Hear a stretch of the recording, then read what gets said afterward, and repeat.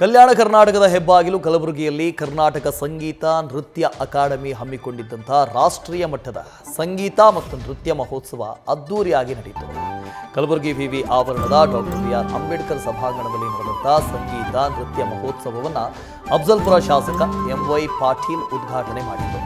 ಬಳಿಕ ಮಾತನಾಡಿದ ಕರ್ನಾಟಕ ನೃತ್ಯ ಸಂಗೀತ ಅಕಾಡೆಮಿ ಅಧ್ಯಕ್ಷೆ ಶುಭಾ ಧನಂಜಯ, ಮಕ್ಕಳು ಮೊಬೈಲ್ ಯುಗದಲ್ಲಿ ತಮ್ಮನ್ನು ತಾವು ಮರೆತು ಬಿಡ್ತಾರೆ. ಅವರಿಗೆ ಸಂಗೀತ ಮತ್ತು ನೃತ್ಯ ಕಲೆಯಲ್ಲಿ ಉತ್ತೇಜನ ಬರುವಂತೆ ಮಾಡಬೇಕಾಗಿದೆ.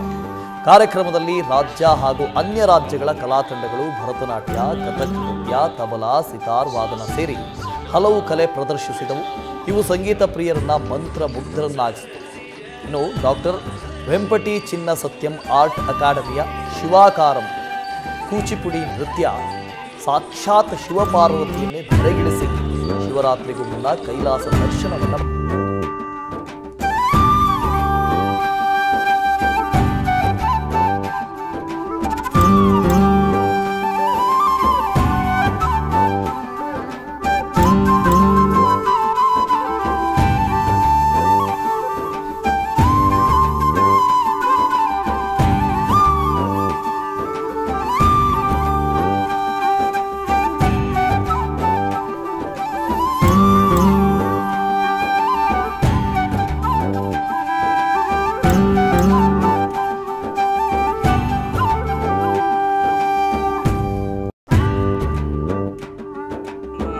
ಪೀಳಿಗೆ ಸಾಕಷ್ಟು ಸಂಗೀತ ನೃತ್ಯದಲ್ಲಿ ಇನ್ನೂ ಹೆಚ್ಚಿನ ಆಸಕ್ತಿ ತೋರಿಸಲಿ.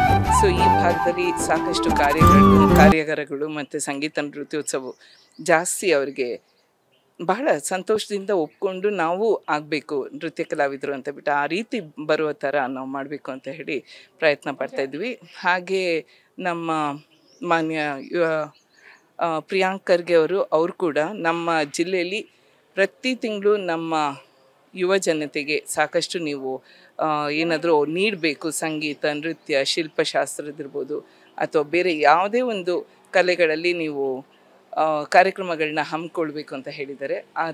ಆ ಥರದಲ್ಲೂ ಆ ಒಂದು ನಿಟ್ಟಿನಲ್ಲೂ ಈ ಕಡೆ ನಾವು ಅಕಾಡೆಮಿಯಿಂದ ಬರೋವಂತಹ ಪ್ಲ್ಯಾನ್ಸ್ನ ಹಾಕ್ಕೊಂಡಿದ್ದೀವಿ.